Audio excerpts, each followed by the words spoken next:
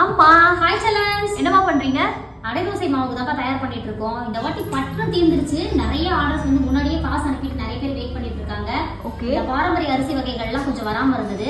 பொங்கல் அறுவடை முடிச்சு இப்ப அனுப்பி விட்டுருக்காங்க. ஃப்ரெஷ்ஷா எல்லாமே இருக்கு.